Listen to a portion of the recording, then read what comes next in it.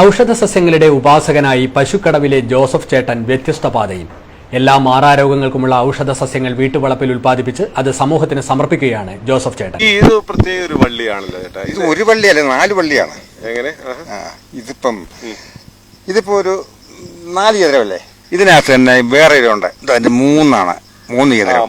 1, 2, 3. ഇത് ചതുരമില്ല, ഉരുളൻ. ഇതെല്ലാം ഒരുപോലെ ഇരിക്കുന്ന ഇല. പിന്നെ വേറെ ഇതാ കത്തി പോലെ. ഇത് 4 മൂടാണ്, 4 സൈസാണ്. 4 സൈസ് എല്ലാം ഒറ്റ കുടുംബമാണ്. ഇലയെല്ലാം ഒരുപോലെ ഇരിക്കും. തണ്ടിനെ മാറ്റിയ വ്യത്യാസമുള്ളൂ. ഇതുകൊണ്ട് മാറാത്ത ഒരു രോഗമില്ല. ഏത് മാരകരോഗത്തിനുള്ള മരുന്ന് കഴിച്ചാലും ആ മരുന്നിന്റെ കൂടെ ഇത് ലേശം അരിഞ്ഞ് ചേർത്ത് കഴിഞ്ഞാൽ അതിന് ഗുണം ജാസ്തി. അത് കൂടുതൽ ശരീരത്തെ പിടിക്കും. ഏത് മഹാരോഗത്തിനും അത് പ്രത്യേകമായിട്ട് പറയുന്നുണ്ട്. പലതും പ്രത്യേകിച്ച് അപസ്മാരം, ക്യാൻസർ, മന്ദബുദ്ധി, ഇങ്ങനത്തെ രോഗങ്ങൾക്കാണ് അതിനുള്ള മരുന്ന് പാകപ്പെടുത്തുമ്പോൾ അത് ലേശം അല്പം മതി. അല്പം അതിനോട് കൂട്ടാം. ഇപ്പം നമ്മൾ ഏത് മരുന്നിനുണ്ടെ കുരുമുളക് ചേർത്താൽ വീര്യം ജാസ്തിയാണ്. കേട്ടിട്ടുണ്ടോ? എന്ന് പറഞ്ഞ പോലെ ഇതേത് പിന്നെ പിടിക്കാത്ത വേരാണോ ഇലയാണോ എന്താ ഇതിന്റെ തണ്ടാണ്. ഇത് മുറിച്ചെടുക്കാറില്ല. 3 സൈസില്ലേ? 3. അതെ. ഇത് 3 കള്ളിയാണ്. 1, 2, 3. ഇത് ക്യാൻസർ കാര്യമായിട്ട്, എക്സിമ, അർച്ചസ്, പാർക്കിൻസോൺസും ഇത് കാര്യമായിട്ട് ഈ 3 എണ്ണത്തിൽ ഈ 3 ഉള്ളതാണ്. 3 ചതുരം. ഇത് ഈ 2 ചതുരം ഉണ്ടോ? ഇത് കത്തി പോലെ ഇരിക്കുന്നത്. അതിന് വൃക്കരോഗം, വന്ധ്യത. ഈ ബാക്കി ഇതെല്ലാം ഇത് വേറെ ചെയ്യുന്നത്. ഇതെല്ലാം പ്രത്യേകമായ, അത് പറയുകയാണെങ്കിൽ ദൈവശക്തി നേരിട്ട് കൈകാര്യം ചെയ്യുന്ന ആളാണ് എന്നാണ് പറയുന്നത്. അത് എൻ്റെ അനുഭവത്തുണ്ട്. എൻ്റെ അനുഭവത്തിൽ വെച്ചാൽ എനിക്കങ്ങനെ അത്യാവശ്യം ചില മരുന്ന് ഉപയോഗിച്ചത് പ്രയോജനപ്പെടുത്തിയിട്ട് ആ രോഗം സംശയിച്ചു വന്ന രോഗം എൻ്റെ ഭാര്യ പറഞ്ഞു അത് ചികിത്സിക്കണ്ട. അപ്പോൾ കോഴിക്കോടുള്ളൊരു സ്നേഹിതനായിട്ട്, അപ്പോൾ അദ്ദേഹം ഒരു പഞ്ചായത്ത് ഹെൽത്ത് ഇൻസ്പെക്ടറായിരുന്നു. അയാളിപ്പം തിരുവനന്തപുരത്താണ്. അതൊക്കെ ഈ അരക്കിതായിട്ട് ചീഞ്ഞു പോയതാണ്. വിസർപ്പം കേട്ടിട്ടുണ്ടോ? വിസർപ്പം എന്ന രോഗമാണ്. വിസർപ്പം 14 വർഷം ചികിത്സിച്ചിട്ട് അയാൾ ഒരു രക്ഷയില്ല.